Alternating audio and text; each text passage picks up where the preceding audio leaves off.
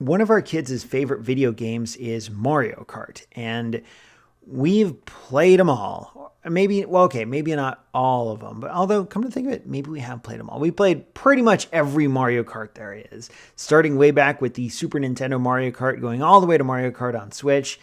And for Christmas this year, Santa brought them Mario Kart Racers. These are little Hot Wheels toys with all these characters from the Super Mario Brothers / Super Mario Kart universe. And they're super cool. Like, they're just fun little toys to have around. And they sit on the shelf, and they make really great decorations too, which is where they are most of the time when they're not being played. And I've wanted to take a picture of them in kind of like what you see here for a while, but I was always missing something. Like, I couldn't figure out how to turn these figurines into an interesting picture. Anyone can just point a camera at something like this and take a picture, but I wanted to make it interesting somehow.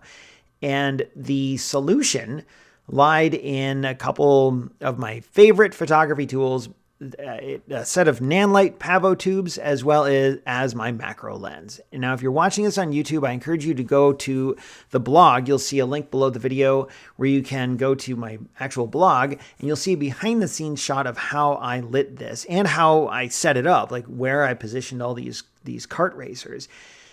What you're looking at here is, well, obviously it's Luigi, and he's in the foreground, and behind him, it looks like this wide field of racers. It's actually a very narrow field of racers, and that's because my the lens that I use, my 105mm macro lens, has a really narrow field of view. So you have to put everything along this narrow corridor here out from the lens.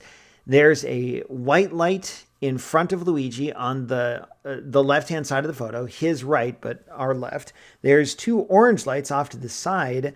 And then way in the background, there's an overhead blue light for some backlighting. You know, if I had this to do again, I think I would have tried to make the horizon brighter, not dark, but something a little more vibrant and lively. I don't know. Maybe it's something to learn from, right?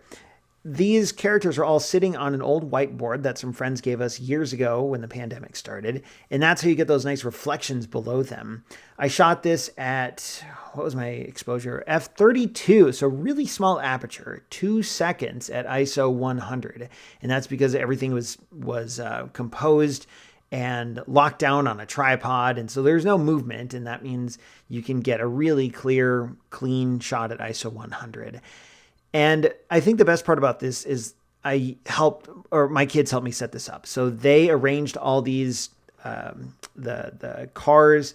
They decided who went where. They helped me with the background. Like, we were missing something in the background. And then one of my kids says, well, how about we put Bowser back there? So if you look in behind the scenes, you'll see way in the back is Bowser. And you can barely see him at all in the actual photo, but he's there, adding just a little bit of sparkle and some sort of visual appeal to the farthest, the part that's farthest back. Even though you can't really tell what it is, it's better than just having it a blank black background. So this is a ton of fun to shoot this, and a good reminder of how crazy the difference is when you start adding lighting and then customizing the lighting of any sort of shot. Like, it's amazing what you can do with just a few simple lights and something interesting to shoot.